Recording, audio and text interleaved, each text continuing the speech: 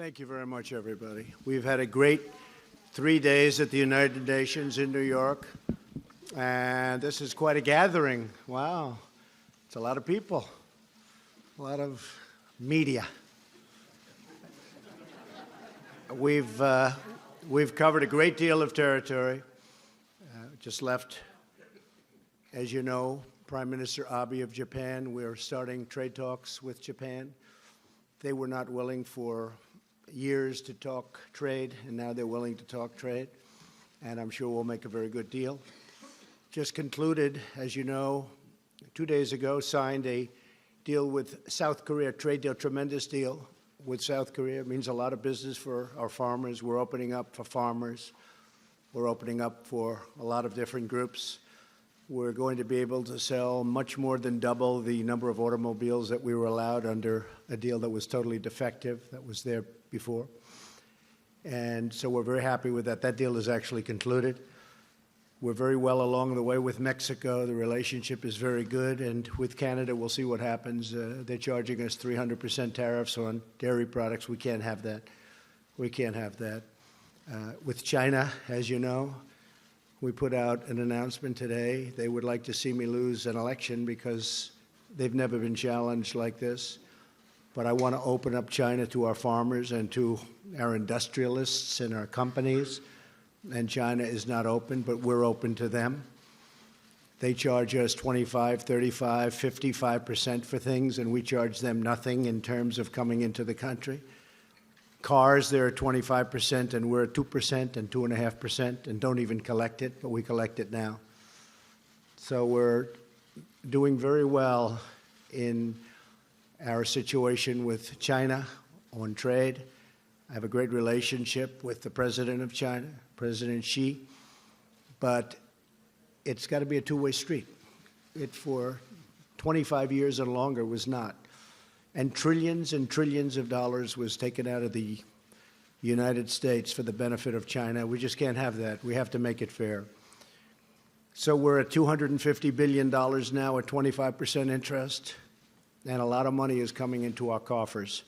And it's had no impact on our, absolutely, by the way, no impact on our economy, which I said it wouldn't. In fact, steel is like the hottest industry there is. If you look at what happened with steel, we're charging a 25% tariff for the dumpers. They dump massive amounts of steel. They want to put the steel companies out of business, and after they're out of business, they'll come in and charge 5 times more than you ever thought possible. And we need steel, and we need aluminum, and those industries are doing well, but steel is incredible. U.S. Steel is opening up a minimum of 8 plants.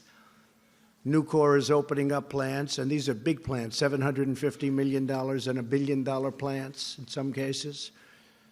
So what's happening with the steel industry is very exciting to me. It's being rebuilt overnight.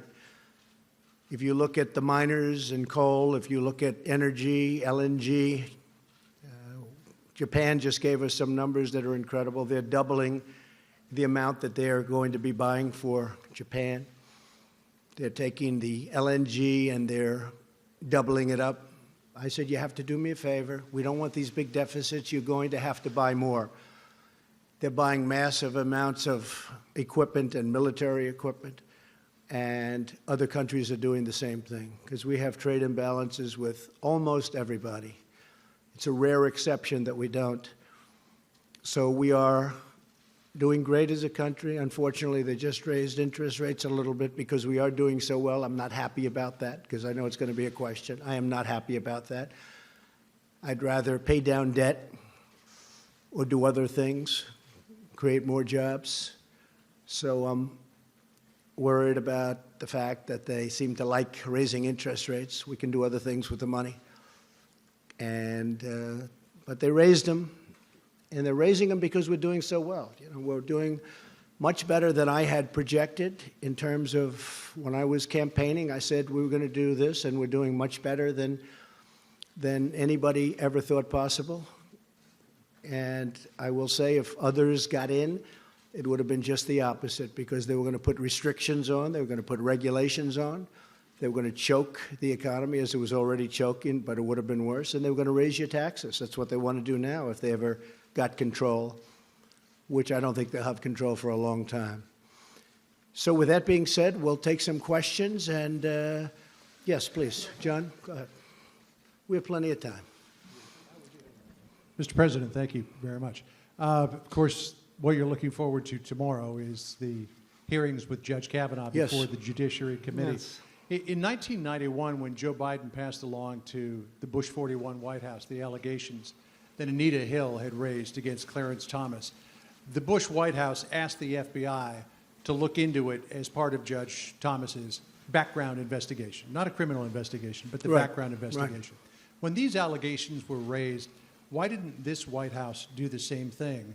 And with all of the allegations that are coming out now about Judge Kavanaugh, was there an opportunity missed here to have investigators look into this and get some sort of clarity one way or the other? Well, the FBI told us they've investigated Judge Kavanaugh 6 times, 5 times, many times over the years. They know him very well. But here there was nothing to investigate from at least one standpoint. They didn't know the location. They didn't know the time. They didn't know the year. They didn't know anything. And it's like, where do you go? Also, it's not for the FBI. If you look at what Joe Biden said, he said they don't do this. And he said it very clearly. So I think when you really look at it all, it's not going to change any of the Democrats' minds. They're obstructionists.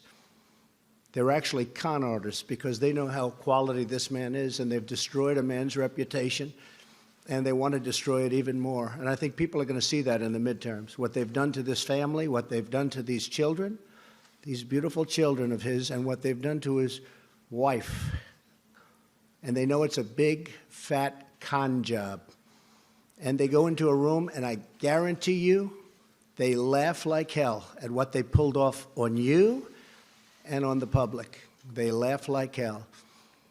So it wouldn't have mattered if the FBI came back with the cleanest score, and you understand that very well, John. If they would have come back with the most perfect, we found everything, and he's perfectly innocent of everything, it wouldn't have made a difference. You wouldn't have gotten one vote. Now, we will get votes from the Democrats if we win. You'll have 3, 4, or 5 Democrats giving us votes because they're in states that I won by 30 and 40 points, and they're going to give us votes. But other than that, you probably won't get any, John. Yes, go ahead, please. Mr. President, there are now 3 women accusing Judge Kavanaugh of sexual misconduct. Are you saying that all 3 of those women are liars? Is there anything that could be said at this hearing tomorrow that could cause you to withdraw the nomination? Anything at all that... I won't get into that game. I only tell you this. This is one of the highest quality people that I've ever met. And everybody that knows him says the same thing. And these are all false to me. These are false accusations in certain cases, and certain cases, even the media agrees with that. I can only say that what they've done to this man is incredible. You know, it's very interesting. I pick a lot of judges. I have 145 judges I will be picking by the end of a fairly short period of time because President Obama wasn't big on picking judges. When I got there, I said, how is this possible? I have 145, including Court of Appeals judges. And they just didn't do it. You know why? They got tired. They got complacent. Something happened. I have 145 judges. Everybody wants to be a federal judge, not just a Supreme Court judge. I'm talking about Court of Appeals. I'm talking about district court. I don't think they're going to want to so much. I'll be calling people, and we'll have people calling people that do this. And people are going to be scared because we could say it about you. 35 years ago, you met, and you might not know what's going on. What is going on? Why did they wait so long? Why did Senator Feinstein wait till the hearings were over and make this case? Why didn't she bring it right at the beginning? When you ask about, as an example, the FBI, why didn't they bring this right at the beginning, during the hearing? You would have had all the time in the world for the FBI. It would have been fine. Now, the FBI, as you know, did investigate this time, as they have 5 or 6 other times, and they did a very thorough investigation. But this is a big con job. And I would love to be in the room with the Democrats, close the door. You guys are all away outside waiting.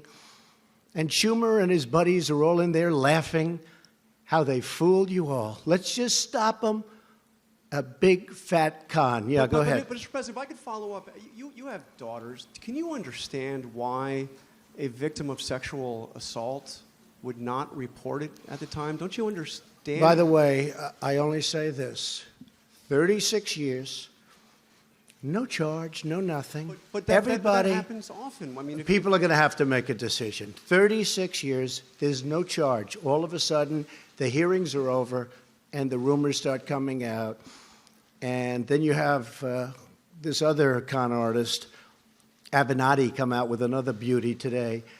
I only say that you have to look at the facts. The senators are very capable people. They're very good people. I know many of them. They're friends of mine. These are very talented, very good people. And they're going to vote. They're going to have to believe what they believe. When I look at what's happened to the reputation of a great gentleman, a great intellect, a brilliant man, somebody that has a chance to be one of our great Supreme Court justices in history, intellectually, I think it's a shame. Yes, please. Yes, Mr. President, my name is Tomas Regalado from Radio and TV Marti. Mr. President, yesterday at the speech at the UN, you spoke about how Venezuela's problem was because of Cuba and the Castros, how they went in there and they brought socialism and communism to Venezuela and now to Nicaragua as well. Mr. President, are you going to be more proactive now against Cuba as well? I've been very proactive against Cuba. I don't like what's happening in Cuba. As you know, President Obama gave them a pass, and I didn't like it. Neither do Cuban people based in Miami and based in our country that came from Cuba and suffered in Cuba. I don't like what he did. I've ended much of it, most of it. I don't like what's happening in Cuba, and I certainly don't like what's happening in Venezuela. Yes, Mr. please. President. Go ahead. Mr. President, just to finish really fast, you said also that you had a call to action to ask the leaders around the world to also end socialism. Would you like to be recognized as a Well, I person wouldn't that- say that socialism has been working really well around the world. Okay, you can take a look at Venezuela as your number one, I guess the one that's most obvious. But you take a look around the world, socialism is not exactly riding high. Please, Thank you, Mr. President. go ahead. Thank you very much. If you don't mind, after I'm finished, if Ouija or Hallie or Vivian or one of our female colleagues could go after me, that would be great. Mr. President, just to follow up on these allegations against Brett Kavanaugh. What does he mean by that? Explain. What does that mean? I think it would be great if a female What does it mean? reporter No, what does it I think mean? It would be great if a female reporter would ask you a question about this issue.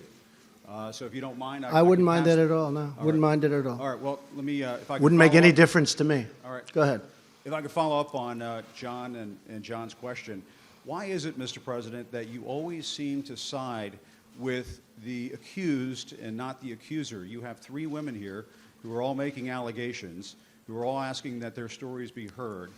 And, you know, if you look at the case of Roy Moore, if you look at the case of one of your staffers, you seem to time and again side with the accused and not the accuser. Is that because of the many allegations that you've had made against you over the years?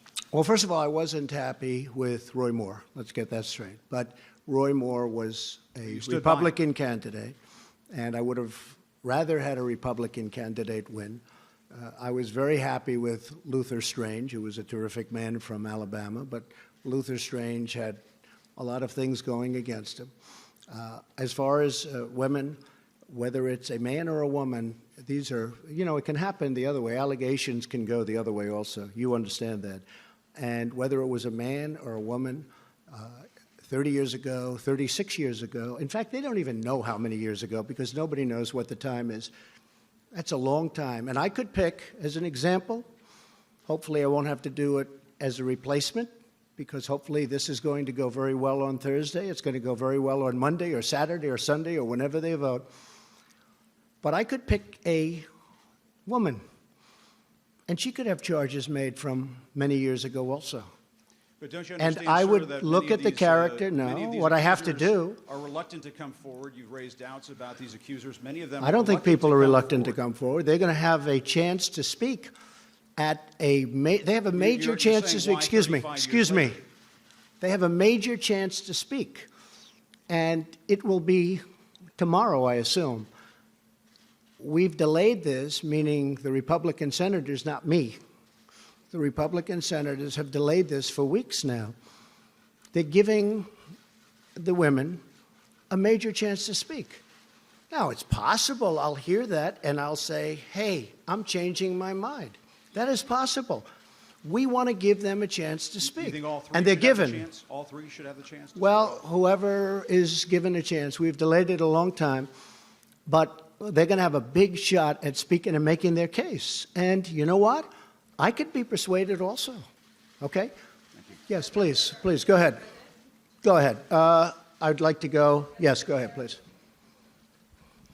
Thank you, Mr. President. And a Thank couple you. of questions for you to follow up on some answers that I didn't quite hear from you, if you would allow me a couple of questions. First of all, do you think these women, all three of them, are liars? Yes or no? Have they been what? Are they liars? I can't tell you. I have to watch tomorrow. I have to read. I just heard about one a little while ago. I can tell you her lawyer is a lowlife, okay? So I can't tell you whether or not they're liars until I hear them. I don't know what happened today because I've been very busy with Japan, with South Korea, with China, and about 7 other countries, as you know. And I chaired the Security Council. So I don't know about today's person that came forward. I do know about the lawyer. And you don't get much worse, bad reputation to take a look at his past. So as far as the other women are concerned, I'm going to see what happens tomorrow. I'm going to be watching. You know, believe it or not, I'm going to see what's said. So It's it's- possible that they will be convincing. Now, with all of that being said, Judge Brett Kavanaugh has been for many years one of the most respected people in Washington. He's been on, I guess you'd call it, the second highest court. And every single person knows him. A lot of people know him well.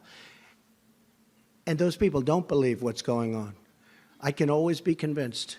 I have to hear it. It sounds like what you're saying is there is a situation, there is a scenario under which you would withdraw Brett Kavanaugh's nomination. Is that correct? If I And thought have you he talked was, about that if I with him? thought he was guilty of something like this, yeah, sure. And you will wait until tomorrow to make up your I mind want to about it? watch. I want to see. I hope I can watch. I'm meeting with a lot of countries tomorrow, but I will certainly in some form be able to watch. And I'll also rely on some very fair and talented Republican senators who, look, if we brought George Washington here and we said we have George Washington, the Democrats would vote against him, just so you understand. And he may have had a bad past. Who knows, you know?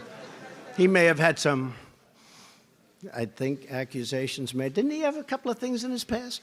George Washington would be voted against 100% by Schumer and the con artists. I mean, 100%, 100%. So it really doesn't matter from their standpoint. That's why when John asked about the FBI, if the FBI did the most thorough investigation in the history of the FBI and they found him to be 100% perfect, he would lose every single vote. Now, if the Republicans win tomorrow, I think you're going to get some votes from And the my- Democrats. You know why? Because we all know why, because it's called politics. Then you'll probably get some votes. And my Okay, let's final go. question, One more sir, yes, question? Yes. just to follow She up stands again up. I'd like to ask about 3 questions. It's not really fair to everyone else, but This will be should my I let last her one ask another to question? Follow up on, Go ahead. See? to follow up on a question that a colleague asked as well about the benefit of the doubt that you have given to people like Roy Moore, to Roger Ailes, to Bill O'Reilly, to Brett Kavanaugh. They're all men. Why is that? It's not And a benefit of Has the there ever doubt. been I've- an instance when you've given the benefit of the doubt I've known to a them, woman? Haley, I've known them for a long time. And a lot of these people, a lot of people. And some I've been disappointed with. I have been disappointed with some. Others, there are charges that are pretty weak. But I've known people for a long time. I never saw them do anything wrong. I never saw them do anything wrong. And there are some that probably I agree. I can tell you there are some that I've been watching for a long time. And in a couple of cases, they weren't Republicans. In a lot of cases, they were not. They were exactly the opposite. But I've been watching them for a long time. And I knew for a long time these were not good people, and they were never brought up. Okay, yes, ma'am, go ahead. Thank you very much, by the way. Thank you. Thank you very much, Thank Mr. you. President. When the allegations first surfaced, you initially said how important it was for Dr. Ford to testify and that you wanted to hear from her. I do. But I wish you it could have also- gone quicker. Well, you also said that if what she said were as bad as she claims, surely her or her parents would have reported it. And just today you said you would Well, have there is a pushed truth. the- I mean, there is Well, a chance that her parents could have reported it 36 years ago. So my question is, It doesn't mean they had to report it because in some instances people keep it quiet. It's a very tough situation for a woman. There's no question about it. And in some cases they do report it. Frankly, had they reported it, it would have been pretty amazing, wouldn't it? But I guess they didn't, and that's okay. I'm not saying they had to report it because it's a very personal thing. It's a very big problem. There's no question about it. Go ahead. do you want to hear her story before I'd like you to hear draw her a story, yeah. conclusion, Well, we're or giving her have you time. already made up your mind? They would have given her time last week. This is the United States Senate. This is the most important position that a president can give out, I think we can say by far. I've actually heard it's the most important decision a president can make. I disagree with that. War and peace. I always say war and peace. And after that, Supreme Court justice, right? I look forward to hearing from her. We could have heard from her last week. We could have heard from her for a long time. It'll be interesting to hear what she has to say. Okay? And let me follow up on Jim's question. Mr. President, let me follow up on Jim's question that I don't think we got an answer to. Which one? Which question? How Who? have your personal experiences being accused by more than a dozen I've been accused. women of I've been sexual accused. misconduct? False accusations. Right. Excuse me. How have those? I've been accused. And I was accused by, I believe it was 4 women. You can check with Sean Hannity. You can check with Fox because they covered it very strongly. And Who how got have paid? those Excuse me. shaped- Excuse me. I was accused by 4 or 5 women who got paid a lot of money to make up stories about me.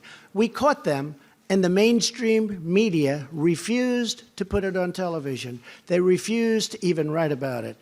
There were 4 women, and maybe more. I think the number is 4 or 5. But one had a mortgage paid off her house, $52,000. Another one had other things happen. And the one that reported it, I believe, was offered $750,000 to say bad things about me. And she's the one that reported it. This woman is incredible. She reported it instead of taking the money. So I've had numerous accusations about me. Right. They made false statements about me, knowing they were false. I never met them. I never met these people. And what did they do? What did they do? They took money in order to say bad things.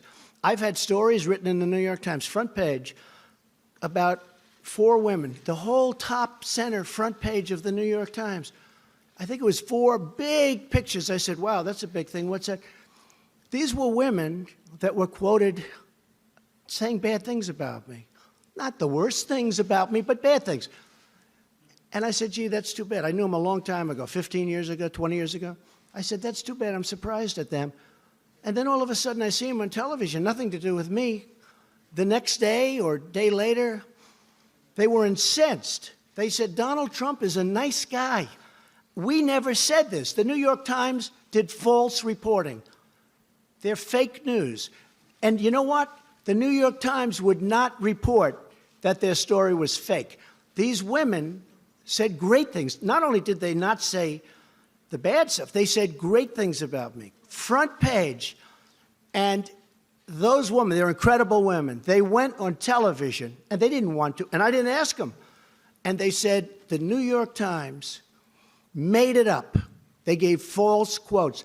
And they went on a lot of shows. They were really incensed, and they couldn't believe it. That's why people know that a lot of the news is fake, and a lot of the people sitting here are fake.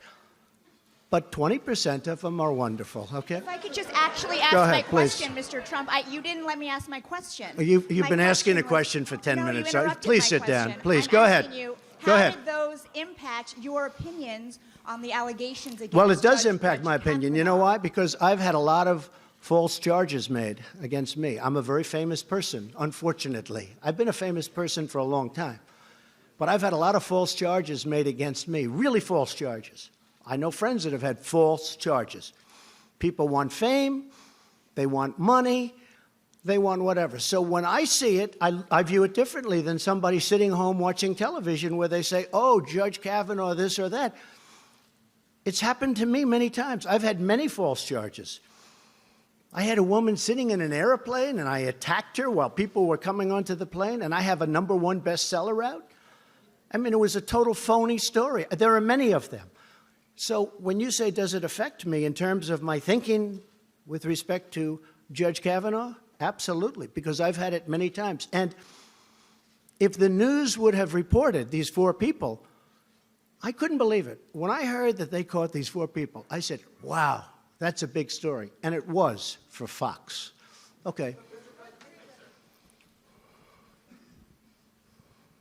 Thank you, Mr. President. Earlier today and just now, you made a significant allegation against the Chinese government. You suggested that the Chinese had meddled in or are meddling That's right. in That's the what I hear. 2018 midterm election. That's what I hear. What evidence do you have of that, sir? Is there a national We have intelligence evidence. estimate, We for have example, that evidence. you're It'll prepared come to put out. forward? Yeah, I can't tell you now, but it didn't come out of nowhere that I can tell you. Now, Why make if the you, charge they've now? actually admitted that they're going after farmers. I mean, I think most of you can cover that. I like that you're shaking your head. Yes, I'm going to ask you the next question because of that, okay? It's probably going to be the killer of all questions. But Why let make me the just charge explain. now if you're not prepared to come forward with the evidence, sir? China now, we put on $250 billion, and they're paying 25% on that. They're paying billions and billions. This has never happened to China. And I like China, and I like President Xi a lot. I think he's a friend of mine. He may not be a friend of mine anymore, but I think he probably respects. From what I hear, if you look at Mr. Pillsbury, the leading authority on China, he was on a good show. I won't mention the name of the show recently, and he was saying that China has total respect for Donald Trump and for Donald Trump's very, very large brain. He said, Donald Trump, they don't know what to do. Never happened. Well, one thing they are trying to do is they're trying to convince people to go against Donald Trump because a normal, regular political person that has no concept of what the hell he's doing would let China continue to take $500 billion a year out of our country and rebuild their country. I mean, they were building 29 massive bridges, like the George Washington Bridge. They're building things that we don't build anymore, but we're starting to build them again. And our economy now is hotter than it's ever been. I don't know if you saw the confidence levels this morning that just came out. Fantastic. And in all fairness to the Fed raising rates, they're raising rates because we've never done like we're doing now. And one of the things that is nice about the rates, the people that were hurt the worst by these zero interest rates, and you know, when President Obama had an economy that was the worst comeback since the Great Depression and all that, you've all heard that. But remember, he was playing with zero interest money. He was playing with funny money. That's easy. I'm playing with fairly expensive money. So when he does that, the people that benefit are people that actually, in their whole life, they would save 10, 15, 20% of their salary, put it in the bank. Those people got killed because they put their money in the bank. They were going to live off the interest, and there was no interest. Now those people are starting to get interest. And those are the people, frankly, that deserve to, you know, they did a great job. The people that did it right, the people that did the best job got hurt the most. So in one sense, I like it, but basically, I'm a low-interest rate person, I hate to tell you. Yes, ma'am. Yes, go ahead. Mr. President, Yes. you have another meeting tomorrow with Rod Rosenstein. Yes. Are you planning to fire Rod Rosenstein? I'm talking to him. We've had a good talk. He said he never said it. He said he doesn't believe it. He said he has a lot of respect for me, and he was very nice, and we'll see. And he's a member of the Trump administration in that sense. It's the Justice Department. I would certainly prefer not doing that. There was no collusion. There was no obstruction. I mean, unless you call obstruction the fact that I fight back, I do fight back. I really fight back. I mean, if you call that obstruction, that's fine. But there's no obstruction. There's no collusion. I'm going to meet with him tomorrow.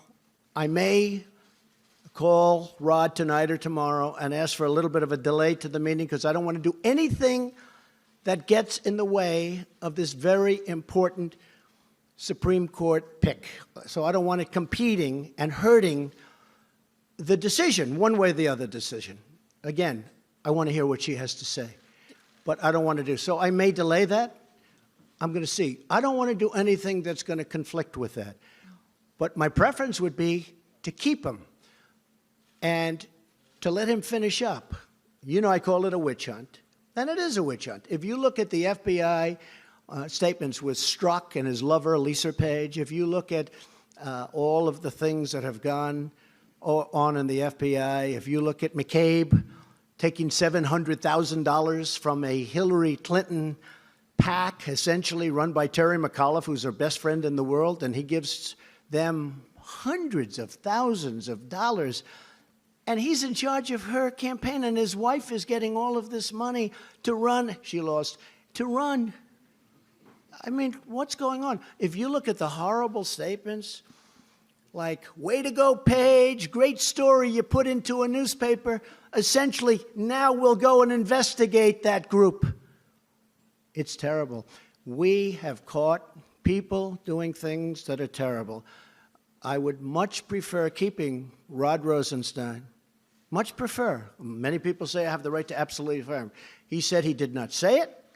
He said he does not believe that. And nobody in this room believes it. By the way, I deal with the people in this room. I was with Mike Pompeo before. We were dealing at a very high level with Japan. And I was saying things that nobody in the room even understood. And I said to him a long time ago, and I was right. He said, that's not the 25th Amendment that I'm looking at. I think I can say that from Mike.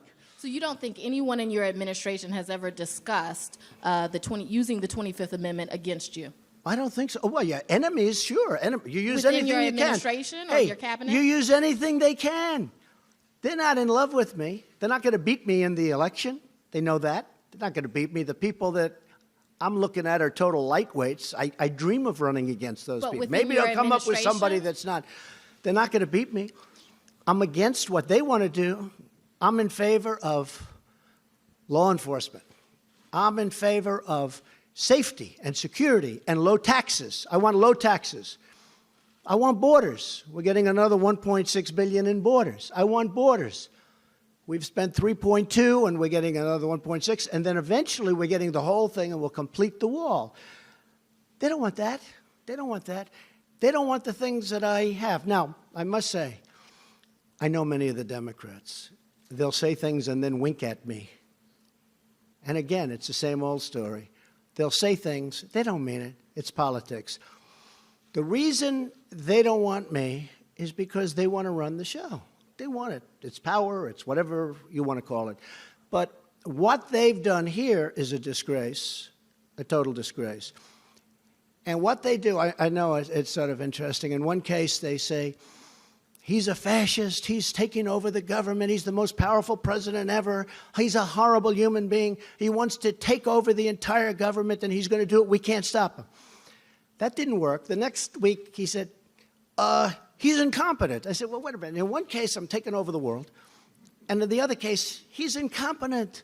They tried that for a week. That didn't work. Look, these are very dishonest people. These are con artists. And the press knows it, but the press doesn't write it. Wow, that's a lot of hands. That's a lot. Steve, go ahead. He's a very high-quality person, this man, but he'll probably hit me with a bad one. Why, Go ahead, give it to me. Give it to me, Steve. Reuters. You're getting letters from Chairman Kim. Why do you need a second summit with the North Korean leader so soon? And what Because he'd like what it. would it be for? So I've received 2 letters from Chairman Kim. At some point, I'll, give these letters. They're incredible letters. They're letters that are magnificent in the sense of his feeling for wanting to get this done. I really believe he wants to get it done. I may be wrong. I heard somebody on a certain network last night, I won't mention which one, say, why has President Trump given so much to North Korea? I said, wait a minute. I asked Sarah Huckabee, please call this person. I gave him nothing other than I met. What did I give him? I didn't do what Obama did, give him $1.8 billion in cash to get back 4 hostages. I got back our hostages. I never paid them anything. I haven't paid them 10 cents. But he wants to make a deal, and I'd like to make a deal. We actually have a very good relationship together, a lot different than the last time I was at the United Nations. That was a little bit rough. Don't forget, that time, they said, oh, Trump is saying these horrible things. He's going to get us into a war. You're going to have a war. If I wasn't elected, you'd be in a war. And President Obama essentially said the same thing. He was ready to go to war. You would have had a war and you would have lost millions, not thousands. You would have lost millions of people. Seoul has 30 million people, 40 miles and 30 miles from this very dangerous border. If I wasn't elected, you would have had a war. President Obama thought you had to go to war. You know how close he was to pressing the trigger for war? Millions of people. With me, nobody's talking about that. Nobody's talking about that. We have a very good relationship. He likes me, I like him, we get along. He wrote me two of the most beautiful letters. When I showed one of the letters, just one, to Prime Minister Abe, he said, this is actually a groundbreaking letter. This is an incredible, this is a historic letter. And it is a historic letter. It's a beautiful piece of art. And I think we're going to make a deal. Will we make a deal, Steve? I don't really know. But I think we're going to. In the meantime, and I've said it, I don't want to bore you, no rockets, no missiles, no nuclear tests, for over a year. Well, you haven't seen. Before I got here, everybody in this room thought you were going to war. And then what happened, it was funny. They said he was terrible. He was so rough with Chairman Kim Jong-un. He was so rough. It's terrible. He's going to cause. Well, I had a great meeting with President Putin. And on that one, they said, he was too soft with President Putin. I had a great meeting with President. It lasted for 2 hours. We discussed everything. Ukraine, Syria, Israel and Israel's protection. We had a great meeting. They wanted me to end up in a boxing match. And you know what? If I was killer tough with President Putin, they would have said, he was too tough. You can't win with these people, but you just keep going. In the meantime, we're doing well. Go ahead. So how long do you think it should take North Korea to denuclearize? I don't know. I don't want to get into estimates of 1 year. Steve, 2 I don't want to year. get into the time game. You know why? I told Mike Pompeo, I said, Mike, don't get into the time game. We stopped them. They're taking down plants. They're taking down a lot of different testing areas. They're going to take down some more. You'll be hearing about that very soon. I don't want to go ahead of myself, but you'll be hearing about it soon. They have no interest right now in testing nuclear. We had a case just about when I was coming into office, you'll remember it, where there was a massive, they thought it was an earthquake. A mountain moved over 1.5 inches. We're talking about mountains. North Korea is very mountainous, beautiful land, beautiful. This mountain actually shifted. It shifted. And somebody thought it was an earthquake. And then they found out, no, this was nuclear testing. Shifted a mountain. I'm talking about serious stuff, serious size. When I came in, and certainly before I came in, and even at the beginning of mine, because when I was having rhetorical contests, really, I guess you could call it, with Chairman Kim, which we both smile at now and we laugh at, but everybody thought that was a horrible thing. We've had many presidents who were unable to do anything at all with North Korea. We now have a good relationship. We have a good relationship. And most importantly, all of the things that you've been hearing about, the horror stories, in my opinion, they're gone. Now, could they start up again? Yes. I'm a deal guy. Could they start? Yeah. Could be that we don't work it out. I think, I have it right here. I think that what we've done behind the scenes, which nobody really knows about, and I don't blame you for not knowing about, personal letters, private letters, but saying they want to get it done. We know much more than the media for a change, much more. But if you saw what's going on behind the scenes, I think you'd be very impressed. We were a country going to war. I really believe that President Obama would admit that he said it's by far his biggest problem. When I sat with him prior to going into office, he said to me that's by far the biggest problem. And he said to me that he was very close to going into war. And millions of people, not, they say, thousands of people. No, not thousands. Millions of people would have been killed. And that could have left, right next to China, you're right. That could have been a world war very easily. Right now, we're in a great position. I don't want to play the time game. I told Mike Pompeo, don't let them do that to you. I haven't given anything. And all of a sudden, we got back, it was a few weeks ago. I think we were back like 2.5 months from the summit, which was a great success. And people are screaming, what's taking so long? I said, oh, I get it. You got to understand the media. I've been dealing with the media all my life, too much. Too much. They're screaming, and I saw that. And our guys were, and not Mike, but our guys were being, oh, well, we're working as fast. I said, I got all the time in the world. I don't have to rush it. There's no, cessation of sanctions. We got the sanctions on. I didn't take any sanctions off. I did see a reporter last night, a guy I liked personally a lot. And he asked a question to President Moon of South Korea. He said, why did the president give so much? I didn't give anything. I gave nothing. What have I given? Other than some time. Yes, I flew to Singapore. We had a meeting. Now, giving would be if I took the sanctions off. I didn't want to do, if you asked General Mattis for 1.5 years, I said, why don't we stop these ridiculous, in my opinion, the military games. I call them the military games. If I told you how much those games cost, and frankly, I told South Korea, you should be paying for these games. We pay for them. They say, well, we fly the planes in from a short distance away. I said, where is that? Guam. Oh, how long a trip is that? 7 hours. Oh, great. We're flying these massive bombers and everything. I've wanted to stop this for a long time. I consider that an asset. But we're saving, by the way, just for the taxpayer, we're saving a fortune. And if we need them, we can start them up immediately. If I think we need them, I'll start them before the generals will start them. The fact is, this reporter said that. I said, what have we done? I haven't given anything. And we're really onto the cusp. I think we're really going to do something that's going to be very important. But we're not playing the time game. If it takes 2 years, 3 years, or 5 months, doesn't matter. There's no nuclear testing, and there's no testing of rockets. Yes, ma'am, go ahead. Go ahead, please. This is the one that was nodding with every nice thing I said. So watch this question.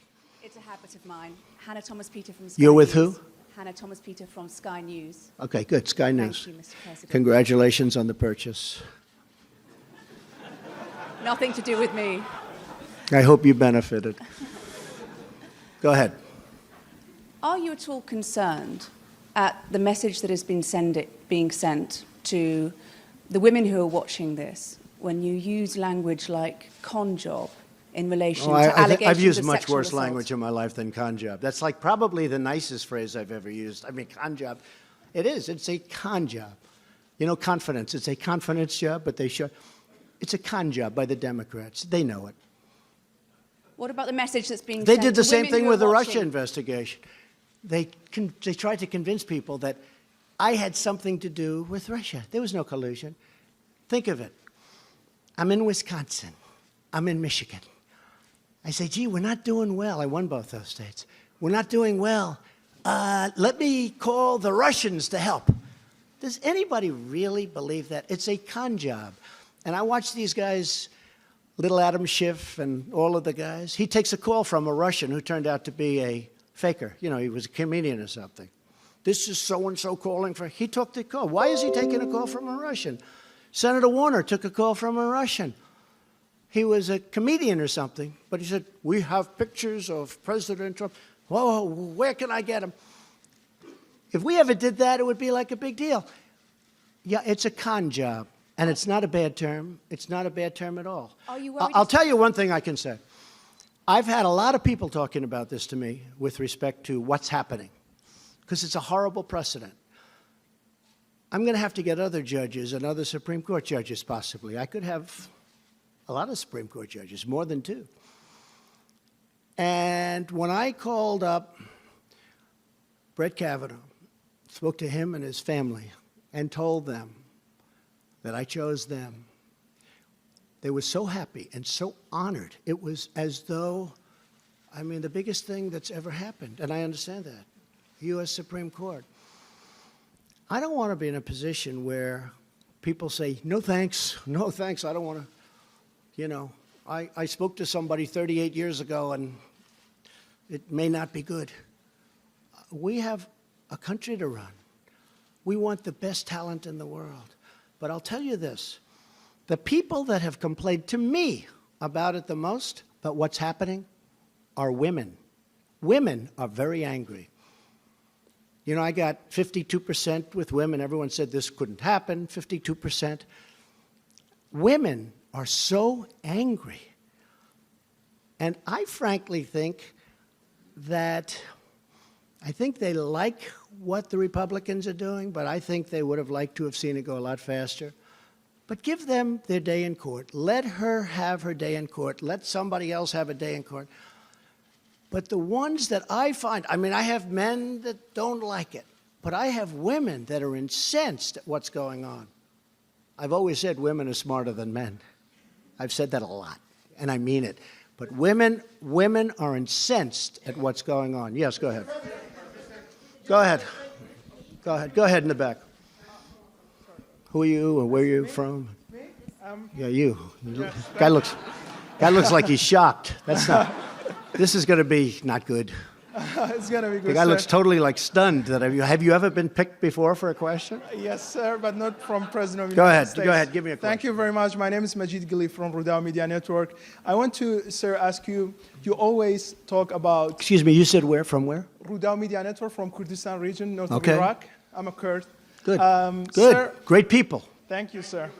Great Mr. people. President, Mr. President, Thank you. I wanna, Are you a Kurd? Mr. President, Good. Mr.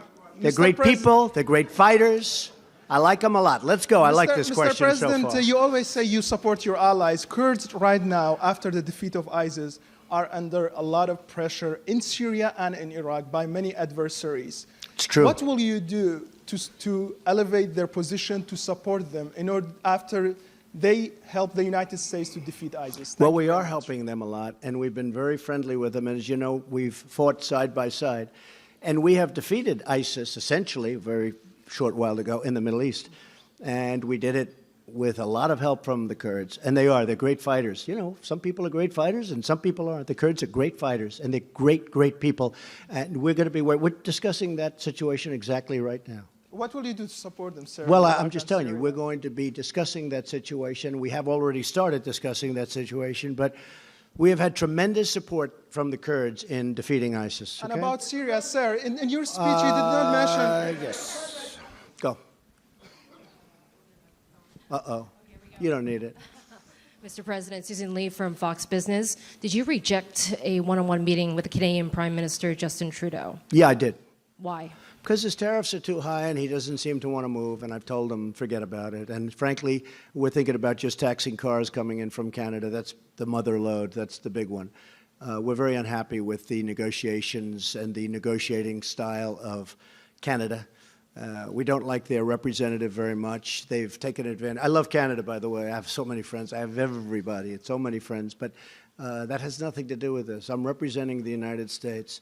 Mexico was totally, I mean, they were great. By the way, the new president has been great. The deal is done. Now it has to go through Congress, and, you know, a lot of things have to happen. But we've done, Bob Lighthizer, who's here someplace. Where's Bob? Bob Lighthizer has done a great job of negotiating, as they have. But the deal is done. It's up And to Mr. Congress. President- But Canada has treated us very badly. They've treated our farmers in Wisconsin and New York State and a lot of other states very badly.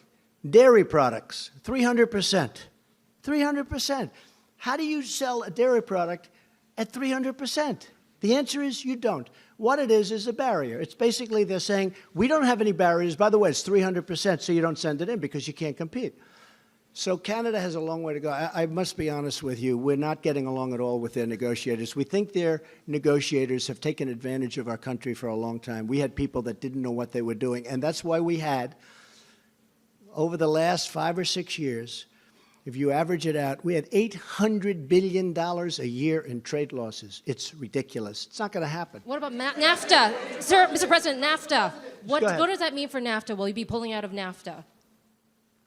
I don't like NAFTA. I never liked it. It's been very bad for the United States. It's been great for Canada. It's been great for Mexico. Very bad for Will us. you pull out of the I'm not going to use the accord? name NAFTA. I refuse to use it. I've seen thousands of plants and factories close.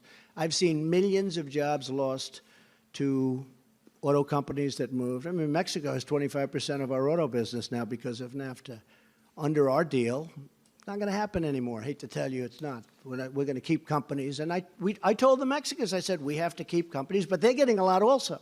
They're getting other things. They're getting a lot of good things. Mexico made a very good deal. But with Canada, it's very tough. What we're doing is, if we made a deal with Canada, which is a, good chance still, but I'm not making anything near what they want to do. But are you going to notify Congress of what pulling we're out of probably NAFTA? going to do is call it the USMC, like the United States Marine Corps, which I love. General Kelly likes it even more. Where's General Kelly? He likes that. USMC, which would be US, Mexico, Canada. But it'll probably or possibly be just USM.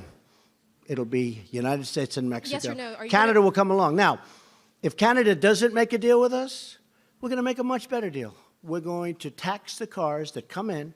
We will put billions and billions of dollars into our treasury. And frankly, we'll be very happy because it's actually more money than you can make under any circumstance with making a deal. Okay? Good job, too. You do a very good job. Really good. Yes, please, Mr. Kurd. Go ahead. Thank you very much for your time, Mr. President. Two quickly questions. What will be the USA relations with the Kurds? Oh, I thought I just answered that. Post-ISIS. And Okay, we're trying to get along very well. We do get along great with the Kurds. We're trying to help them a lot. Don't forget, that's their territory. We have to help them. I want to help them. Go ahead. What's next? They fought with us. They fought with us. They died with us. They died. We lost tens of thousands of Kurds died fighting ISIS. They died for us and with us and for themselves. They died for themselves. But they're great people. And we have not forget. We don't forget. I don't forget what happens someday later, but I can tell you that I don't forget. These are great people. Okay. Yes, ma'am, please. About Iran, Please. Mr. President, about Iran, one question. What is your clear plan to stop Iranian influence in Iraq, in Syria, and especially in Iraq? Boy, I think you've seen that. I must tell you, I don't mind your question, because that happens to be, I'll get you in one Thank second. you. I think there's been no greater change, other than maybe China, because China, unfortunately, their markets have dropped, would you say 30% in the last 4 months, right? I think I watched you recently when you said that. I said, I think she's wrong. I think it's actually 32, but that's okay. But a lot. There's been no other than maybe that, but even that, because China is a very special place. And Iran is a very special place. But I think there's been no country that's changed so much as Iran. In the last 6 months, since I took off the horrible, horrible Iran nuclear deal, as they called it, one of the dumbest deals ever made. As an example, why didn't they take care of Yemen in the deal? Why didn't they take care of Syria in the deal? You know what Kerry said the reason? It was too complicated. We're given $150 billion. We paid $1.8 billion in cash. Cash. This whole room would be filled up with $100 bills. And you'd need probably 5 rooms like this. We gave $1.8 billion in cash. Why didn't we take care of Yemen? Why didn't we take care of Syria and other? And he said, because it was too complicated. Well, you just gave all your cards. You gave them $150 billion. And now Yemen's a mess, but it's getting better. And Syria is a mess. And I was responsible, and I hope it stays that way, when I put out on social media a few weeks ago about Idlib province. I said, don't do it. And I'll tell you, it happened where I was at a meeting with a lot of supporters, and a woman stood up and she said, there's a province in Syria with 3 million people. Right now, the Iranians, the Russians, and the Syrians are surrounding that province, and they're going to kill my sister, and they're going to kill millions of people in order to get rid of 25,000 or 35,000 terrorists or enemies of theirs, but I think we can call them terrorists. And I said, that's not going to happen. I didn't hear of Idlib province. And I came back to New York, and I picked up the failing New York Times. I hate to admit it was the New York Times, but it was the failing New York Times. And I opened it up, not on the front page, but there was a very big story. I said, wow, that's the same story that the woman told me that I found hard to believe, because how would anyone do that with 3 million people? And it said that they were being surrounded, and they were going in and starting literally the next day, they were going to drop bombs all over the place and perhaps kill millions of people in order to get 35,000 terrorists. And I put out on social media and elsewhere, I gave Mike Pompeo, John Bolton, everybody these orders. Don't let it happen. I said, don't let it happen. That doesn't mean they can't be selective. They can't be, go in and they've got to do what they've got to do with terrorists, assume the terrorists, but don't kill millions of people. And it stopped. You saw that. Nobody's going to give me credit, but that's okay. That's okay, because the people know. I have had more Syrians thank me for that. This was about 4 weeks ago I put that out. I said, they're surrounding a city of 3 million people. They're going to start bombing the city. Don't let it happen. And I meant it, too. I meant it. And millions of people have been saved. And I gave today great credit to Iran. I don't know if you heard that. I gave great credit to Iran, to Russia, and to Syria for not doing it. Now I hope it's going to be surgical, meaning go in and do, it's lengthy and everything else, and they possibly have to do it. But I think millions of people would have been killed, and that would have been a shame. And hopefully, and I have to tell you, Turkey has been a big help. Turkey has been great. Turkey's helped us very much with that whole situation. Yes, yes. Thank you, Mr. President. Good, thank you very much. Touching back on Iran, of course, this week you put out a call to action to other countries to rally with America to put pressure on Iran. Rouhani still calling for the U.S. to come back into the old deal. But after meeting with world leaders this week, did you make any progress towards a potential new deal? It doesn't matter what world leaders think on Iran. Iran's going to come back to me, and they're going to make a good deal. I think. Maybe not. Deals. You never know. But they're suffering greatly. They're having riots in every city, far greater than they were during the Green period with President Obama. Far greater. When President Obama stuck up for government, not the people, he probably would have had a much different Iran had he not done that. But I'm sticking up for the people. I am with the people of Iran. But here's the thing. They have rampant inflation. Their money is worthless. Everything is going wrong. They have riots in the street. You can't buy bread. You can't do anything. It's a disaster. At some point, I think they're going to want to come back, and they're going to say, hey, can we do something? And I'm very simple. I just don't want them to have nuclear weapons. That's all. Is that too much to ask? I don't want them to have nuclear weapons. I want them to have a great economy. I want them to sell so much oil so that the oil prices, I'm not happy with OPEC. I told them, I'm not happy with OPEC. We take care of all these people. We defend them. They wouldn't be there for 2 weeks if it wasn't for me and the United States and our much stronger armed forces than it was, because our armed forces was depleted. We had old equipment. Now we have, hey, you know better than anybody, $700 billion and $716 billion. We have the most incredible new jets and everything. We need it. Not that I want to spend it, although it is jobs. It's all made in the United States. But Iran has to come back, and they have to talk. And I'm not doing this from strength or weakness. I'm just saying at some point I think they're going to have to come back. If you look at what's going on, companies are leaving left and right. Mercedes-Benz just left. They're all leaving. They don't want to be in Iran because they have a choice. Do they want to be with Iran or do they want to be with us? And we picked up $10 trillion since my election. We were being caught by China. Now it's going the other way. People can't believe it. People have never seen this situation with China. Everything's always been for 20 years, oh, China's so great. China's so great. You don't hear that so much anymore. I love China. I think they're great. But you don't hear that so much anymore. You know who's great now? We're great now. Okay, how about just a couple of more? Now, I could be doing this all day long. I could be doing this all day long. Should we continue for a little while? It doesn't matter to me. A couple of more? I don't care. New York Times. Come on, New York Times. The failing New York Times. Stand up. Go ahead.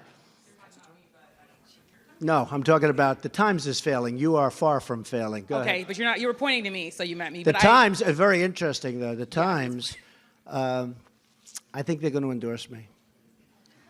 Yeah. I think that ABC, well, Fox, I like Fox, I really do. Just But be I think sure. ABC, CBS, NBC, The Times, they're all going to endorse me because if they don't, they're going out of business. Can you imagine if you didn't have me? Go ahead. What would you like to Just say? be sure. I know you were pointing to me, but I work for PBS News. I know now. that. No, I know that. Okay. I know that. So I want to ask you. Yesterday, you were talking about your administration's accomplishments at the United Nations, and a lot of the leaders laughed. Why do you think they were? Well, that's laughing? fake news. And what was that experience Yeah, like? it's fake news. And it was covered that way. Okay. So I said that since my election, our economy has become the hottest in the world. Tax reductions, regulations, confidence levels are the highest in 18 years, really soon to be historic. Unemployment is the lowest in the history of our country. You look at black unemployment, you look at Asian unemployment, you look at women 65 years. The unemployment numbers are among the best we've ever had, ever. The numbers of new companies pouring into our country, which nobody thought was possible. And I said this, and I was in front of a large group of highly professional people, most of whom are from either other countries or the United Nations, people that aren't big into clapping, applauding, smiling. And I heard a little rustle. As I said, our country is now stronger than ever before. It's true. I mean, it is true. And I heard a little rustle, and I said, it's true. And I heard smiles, and I said, oh, I didn't know there'd be that guy. They weren't laughing at me. They were laughing with me. We had fun. That was not laughing at me. So the fake news said people laughed at President Trump. They didn't laugh at me. People had a good time with me. We were doing it together. We had a good time. They respect what I've done. The United States is respected again. The United States was not respected. Everybody was taking advantage of us, from jobs and taking our companies and not paying the price to so many other things, even military protection. I told a number of countries over the last few days, I said, listen, you're a very rich country. We protect you. Without our protection, you would have real problems. You would have real problems. I said, you should reimburse us for this protection. Why are we protecting you? And do you want to know what they said? After about 2 minutes of talking, they agreed with me. And you can ask this group of very talented people. They agreed with me. But they said, one of them said, but Mr. President, nobody ever asked us for that. They never asked us for that. Nobody's ever said, you should pay. These are really wealthy countries. I mean, I'll be honest, I just asked Japan. I said, we're defending you. You're a very wealthy country. You're sending us millions of cars. You're making a fortune. We have a tremendous trade deficit with you. And we're defending you, and we're subsidizing your military with a massive amount of money. I said it to South Korea. We have 32,000 soldiers in South Korea. They're very wealthy. These are great countries. These are very wealthy countries. I said, why aren't you reimbursing us for our costs? And you know what? They look at me, and they can't even answer it, because there's no answer. If they're a poor country and they needed protection and people were going to die, I'm all for protecting them. I don't want 10 cents. But when wealthy countries that have massive trade surpluses with us, massive, and then on top of that, we're paying for their military, or we're paying for a lot of their military, that doesn't work. How about two more and we'll call it? Mr. President, really quickly, and Mr. President, you said you feel a kinship. You said you feel a kinship with Brett Kavanaugh, and Mr. President, really quickly, you said you felt a kinship with Brett Kavanaugh. You said that you also, your false allegations that you feel like were made against you make you feel like you don't want to believe these women. What message do you think I didn't say that. Why do you say that? Please Fake news. Why did I say that? Well, can you please explain then what you Excuse were me. talking about in your And by own the way, I false think you do a very good allegations? job, but I didn't say that. I do watch you, and I think you do a very good job, but I didn't say that. So could you explain I what you said, meant? exactly, I look forward to watching her. I do want to hear what she says. And maybe she'll say, I could be convinced of anything. Maybe she'll say something. But in the meantime, I have to tell you, he's one of the highest quality human beings. He's a tremendous man. He's a tremendous genius. He's a great intellect. He was, I believe, #1 at Yale. Is that a correct statement? Number So you one in don't his feel a class kinship at with him? Yale. He was a great student in law. He was, you know, I've heard his name. I didn't know him. Didn't know him until this whole thing. I didn't know him. But I heard his name for 10 years. And you know how I heard his name? Everybody was saying he should be on the Supreme Court. I said, who is he? His name is Brett Kavanaugh. And he should be. He's the most brilliant person. He's the most brilliant lawyer.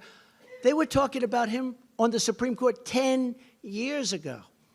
With all of that, I want to hear what she has to say. But you said that okay? you don't feel, but you said that you feel like there have been numerous false allegations against you, and that Oh, because I've of that, had many you false. understand what he means. I've what he's had going many through. false statements against me, and if the press would have reported, I would have been very happy. I think John Roberts would tell you that you covered the story where the women were paid to say bad things about me. Sean Hannity covered it. I will tell you, when I saw that on Sean Hannity, I actually called him. Believe it or not, I don't speak to him very much, but I respect him. I called him. I said, this is the biggest story. This is a big, big story. He agreed with me. The next day I picked up the papers. There wasn't one word about it. The next day I watched ABC News, John. I watched NBC. I watched CBS. I didn't watch CNN, but next time I'm going to. And are you okay with? I watched everything. There wasn't one story other than Fox. And it's a big story. It's a shame. Okay, enough. And is it Thank okay you, if I Doc. give it Thank to the you. New York Thank you. Times? Is it okay if I give it to the New York Times, Mr. Go ahead. President? That's enough, please. Good job. Good job. Mr. President, could I ask a question since I am from the New York Mr. Times President. before this gentleman? Since you're where? Since you where? I'm actually from the New York Times. Yamiche is my former colleague, and we miss her. But I was hoping I could ask a question. But I'll let you do it after he does. Is that okay? That's I will perfectly do that. well. In honor of a paper I once loved. Thank you. Go ahead. Mr. President, my name's Edward Zoll with True News. Today you met with Bibi Netanyahu from Israel, and you brought up actually that you support a two-state solution for the Palestinian-Israeli crisis there. Can you give us any more preview of what this great deal, the peace deal? Well, I'd love to Dr. be able to Mohammed make a deal with the Israelis and the Palestinians. You know, my whole life I was told that's the toughest deal. And I disagree. I think health care is probably tougher, okay? You want to know the truth. But it is tough. But we're going to take care of that, too. That's going to get taken care of. We've already taken care of a lot of it. But my life, I've always heard the deal between, as you know, Israel and the Palestinians. That's like the toughest deal. Every possible thing is tough about that. I think we're going to make a deal. I think we're going to make a deal. So at one of our many meetings today, I was with Bibi Netanyahu, a man who I have a lot of respect for, a man who's been extremely nice to me. We're very happy that I did the whole thing with Jerusalem and the embassy, which, by the way, we got open in 4 months for less than $500,000. And the budget was over $1 billion, right? Yes, So we that's saved, let's say, $1 billion. That's not so bad. And it's open. And it's beautiful, by the way. Jerusalem stone, one of my favorite stones. I will tell you the question. Somebody said today, well, this is the first news conference in a long time. I said, what do you mean? I did like 5 today. Every time I sit, I take a lot of questions from people that are screaming like maniacs in the back of the room, meaning reporters. And one of the reporters, I won't say that it was John Roberts that said that, I refuse. But it was, but that's okay. Don't feel guilty, John. But one of the reporters that was screaming asked about the one state, two state. And I said, I think the two state will happen. I think it's in one way more difficult because it's a real estate deal, because you need meets and bounds and you need lots of carve-outs and lots of everything. It's actually a little tougher deal. But another way it works better because you have people governing themselves. And so they asked me about that. I said, well, I think the two-state will happen. I think we're going to go down the two-state road. And I'm glad I got it out. And Jared, who's so involved, he loves Israel. He loves Israel. But he's also going to be very fair with the Palestinians. He understands it takes two people to be happy, two groups of people to be happy. Everybody's got to be happy. And that's why it's so tough, because there's been so much hatred and anger for so many years. That's what probably the number one ingredient of toughness is. But they asked me, I said, I think it's going to be a two-state. And you know what I did today? By saying that, I put it out there. And if you ask most of the people in Israel, they agree with that. but nobody wanted to say it. It's a big thing to put it out. It's a very big thing to put it out. Now, the bottom line, if the Israelis and the Palestinians want one state, that's okay with me. If they want two states, that's okay with me. I'm happy if they're happy. I'm a facilitator. I want to see if I can get a deal done so that people don't get killed anymore. When we had in Saudi Arabia, we had one of the great conferences in history.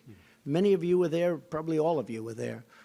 It's one of the most beautiful 2 days. That and China, two of the most incredible events I've ever seen.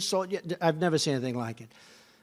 And we had, I believe, 58 Muslim countries, the leaders, the kings, the emirs, the absolute leaders from every. There was nobody in second place. They were the leaders of the whole thing. And unbeknownst to anybody else, people would come up to me individually. It wasn't a setup. They'd come up to me and say, "Sir, you can't have peace in the Middle East without peace between the Israelis and the Palestinians." I said, "Why? What difference? Why does that matter so much?" They said, "It just is impossible to make peace in the Middle East unless you have between the Israelis." So I heard that from one, the king of Saudi Arabia, who's a great guy, King Solomon. And then somebody else came up. And he wasn't told, "Oh, go up and say it." I know where they're coming from. And I must have had 12 leaders say it, and they just said it. And I started to realize that peace between Israel and the Palestinians for the Middle East is a very important thing, and we're trying very hard to get it. I think probably two-state is more likely, but you know what? If they do a single, if they do a double, I'm okay with it if they're both happy. If they're both happy, I'm okay with either. I think the two-state is more likely. Okay, how about one? Go ahead. New York Times? New York Times? Okay. Thank you, sir. I would have gotten a bad story in the New York Times, but I will anyway, so I guess it doesn't matter. Okay, we'll do you after that, and then we'll call it quits. We're kind of thriving, not failing these days. You're doing very well. Yeah. Say thank you, Mr. Trump. I think I'll stop short of that. I wonder how you do. You know, all my life I've had very few stories, but I've had some on the front page of the New York Times. Now I think I average about 3 or 4 a day, right? That is and true. of the 3 or 4, they're all negative. No matter what I do, they're negative. But you know what?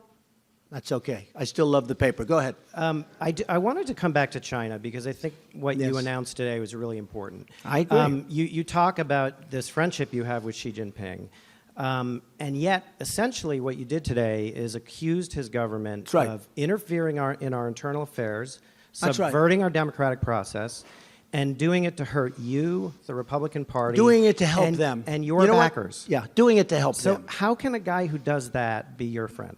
I think that we are able to, and maybe he's not anymore. I'll be honest with you. I think we had a very good friendship. I think we had a very good relationship. We understand each other. They are doing studies on Donald Trump. They're trying to figure it all out because this has never happened to them before. It's never happened. Think of it. You've covered very well. You've never seen this happen. They're having big problems. I don't want them to have problems, but they got to make a fair deal, just like Canada's got to make a fair deal. I believe that he and I have a very good chemistry together. And I can tell you that about many leaders. I can also tell you a few where I don't feel I'll ever have a chemistry with them. I don't want to have a chemistry with them. And for those people, I'll have Pompeo, Nikki, Bolton, Jared. I can go our general, I'll have our general, or if they can't do it, I'll have Sarah Huckabee do it, right? But for the most part, I have very good with Prime Minister Abiy. Very good with President Moon. By the way, what President Moon said last night, I know you won't report it, but Brett Baer interviewed him last night, and he asked him about me. I can't say because you would say I'm too braggadocious, but what he said about me last night was an unbelievable thing. Couldn't have happened without President Trump, and it never would happen without President Trump, and nobody else could do it. You'll take a look. But I will tell you, China is very special, very special. They're incredible people. It's an incredible country. What they've done is unbelievable. And it all started with the WTO. It was a defective deal. And it all started without the WTO. China is not China as we know it today. And then it started also by our people that are standing right in this position, that are in the Oval Office, another way of saying it, allowed them to get away with murder, allowed a lot of countries to get away with murder. I think we still probably have a very good relationship. But you know what? In honor of you, I will tomorrow make a call to him. Say, hey, how you doing? Okay? You don't mind paying billions of dollars a month I just in have tariffs? two small follow-ups. One is, how would you compare the level of interference you see today from the Chinese to what Russia did in 2016? Well, I think it's different. If you look at the Des Moines Register, they have ads that are made to look like editorials, saying about, oh, you got to stop Trump, you got to stop him, you got to vote against him. My farmers are so incredible. These are patriots. You know, on a network that doesn't like me very much, which is most of them, but a network that doesn't really treat me very good, they interviewed farmers. And they got hurt because, you know, all of a sudden China stops buying. By the way, they've started buying again. I don't know if you've noticed. And soybeans are going up and things are going up. And we've had very little hurt from what I've done. In fact, the markets have gone up and the farmers are going to do great. But ultimately, they had farmers, and these guys are amazing. I love them. And they voted for me and they love me. And they said, we don't care if we get hurt. He's doing the right thing. And you know, a lot of people, it's a complex game. A lot of people don't know exactly what it is. They don't know how to define tariff. They don't know it is really different than a tax, although it's getting close. But they know that for the first time in many, many years, they have a president that's fighting for them, that's not letting their jobs be taken to other countries, that's not allowing the kind of abuse that when you look at what happened as an example with NAFTA, and for years, because it was never changed. NAFTA was a defective deal the day it was signed. You know why? Because they had a VAT tax of 17%, and nobody from this country knew that. And by the time they found out, which was about a week later, nobody went and changed it. So you went many years, and they never changed it. There was a VAT tax that Mexico got. So we were 17 or 16 points behind before we even started. NAFTA was a horrible thing. So the farmers, and by the way, the steel workers, you know, I stopped the dumping. The dumping was horrible. And now if they want to dump, that's okay, but they've got to pay the United States of America 25% on everything they dump. That's okay. But as I told you before, steel is doing phenomenally well. But the farmers say, this man's fighting for us. No president has ever fought for us before. And you really have to study what's happened over the 15 years with the farmers. The farmers have been decimated over a 15-year period. They've been decimated. The farmers are going to come out great. These are great people. They're great, great patriots. I think we should finish with that one. Is that okay? Okay. Go ahead. Let's go. Fast. Sure. Always like to finish with a good one. Elton John said, when you hit that last tune and it's good, don't go back. Well, let me ask have you ever seen? They do great, they're great, they hit the last tune, everyone goes crazy. Then they go back for an encore, right? And they don't hit it. And they leave, everyone leaves. They said, that wasn't a very good concert, was it? Let's go. Well, I'll ask you one final question. Don't make me wrong, go ahead. Ahead of tomorrow's hearing. Because you were asked earlier in the news conference by Say it again. About the hearing tomorrow. You were asked earlier in the news conference by my friend from Sky News about the message that you are sending to the women of the country. Right. What about the message that you may be sending to young men? You're a father. What does this moment that we're in, the cultural moment... It's a very big cultural moment. Right. So what messages do you have for the young men of America? You're right. I think it's a great question. This is a very big moment for our country. Because you have a man who's very outstanding, but he's got very strong charges against him. Probably charges that nobody's going to be able to prove. So I could have you chosen for a position. I could have you or anybody. And somebody could say things, and it's happened to me many times, where false statements are made. And honestly, nobody knows who to believe. I could pick another Supreme Court justice. I could pick another one, another one, another one. This could go on forever. Somebody could come and say 30 years ago, 25 years ago, 10 years ago, 5 years ago, He did a horrible thing to me. He did this, he did that, he did that. And honestly, it's a very dangerous period in our country. And it's being perpetrated by some very evil people. Some of them are Democrats, I must say, because some of them know that this is just a game that they're playing. It's a con game. It's at the highest level. We're talking about the United States Supreme Court. This can go on forever.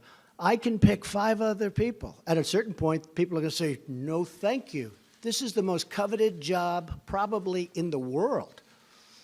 And you know what? I would honestly say, because I interviewed great people for this job. He's great. But I interviewed other great people for this job.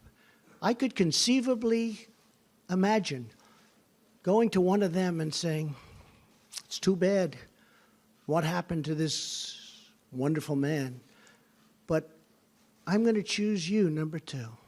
I want you to go.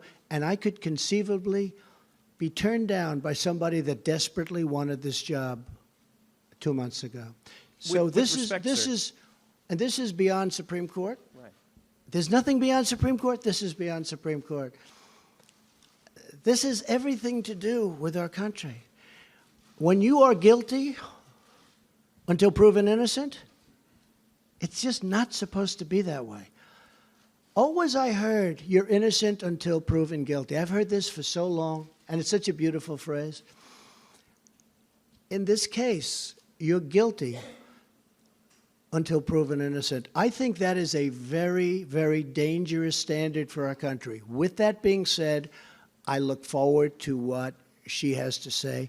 I also look very forward to what Judge Kavanaugh has to say. I think it's going to be a very, very important day in the history of our country. And I want to thank you all. Sir, we'll do it again. The message to young Thank men, you. sir. Thank you very young men, much. young teenage Thank you very men. much. Nothing to say, sir. Please, ladies and gentlemen, remain seated as our delegation departs.